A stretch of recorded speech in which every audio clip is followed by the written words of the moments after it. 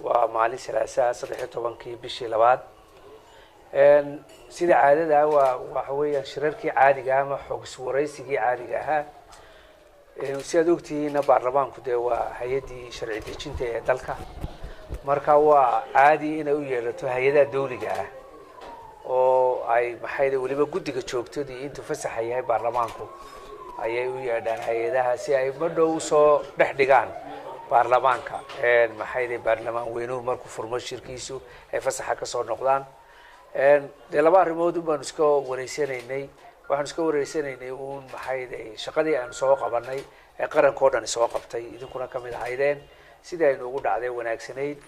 iyo sida nooga soo gudubnay iyo maxaa hadda xiga shaqadaynu diyaar garoobayno ah shaqadii doorashada golaha deegaanka iyo golaha baarlamaanka ama wakiilada hada maxay wakiilada iyo golihii deegaanka oo isagana u mudaysan sida maxkamaddu ay u mudaysay golaha baarlamaanka Soomaaliland ka soo baxay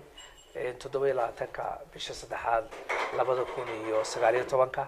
marka shaqadaana waan u soo bandhignay heerkan u marayno sidaan ugu diyaar garownay iyo waxyaabaha loo baahan yahay in laga wada shaqeeyo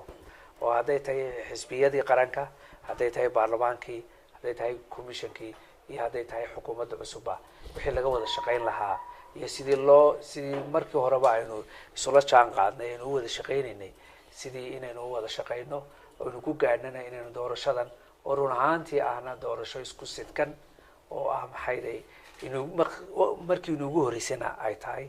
taana bal sidii shicib iyo dadweyne iyo xukuumad iyo commission iyo baarlamaanba looga wada shaqeyn lahaa ayaynu ku guda jirnaa shaqadii commissionkuna sideedii bay u socotaa sidii baan u wadnaa kale marar badan oo kalena waynu iska arki doonaa waana mahadsantiin سلاسة بيشونا صدحي طبعا هاي وحن كل وضع يلاني كودي doorashooyinka وعن طلبنا إنه يمدان إنه كودي جوكتدا وقالها وكيل ذاك وكيله يسويناك وين أقبلين وإنه يمدين كل كي يكونوا حبوا صابسنا ورئيسي كودي doorashooyinku إن معمول يدينا doorashooyin ba inaan xogwareysi ka helno doorashooyinkii hore dhacay akhradaadkii dhacay iyo doorashooyinka soo socda insha Allah la qabanayo Mars oo diyaar u yihiin ay qabtaan inaan xog ka helno oo ina siiyaan waxa weyn si wanaaga xog qurux badan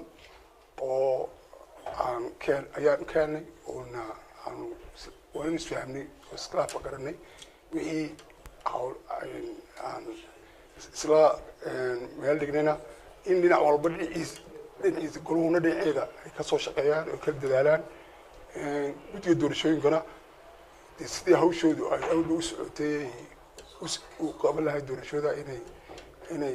ku dadaalaan ay ku socdaan bay ayaan isku afkaranay waanan mahadsan yihiin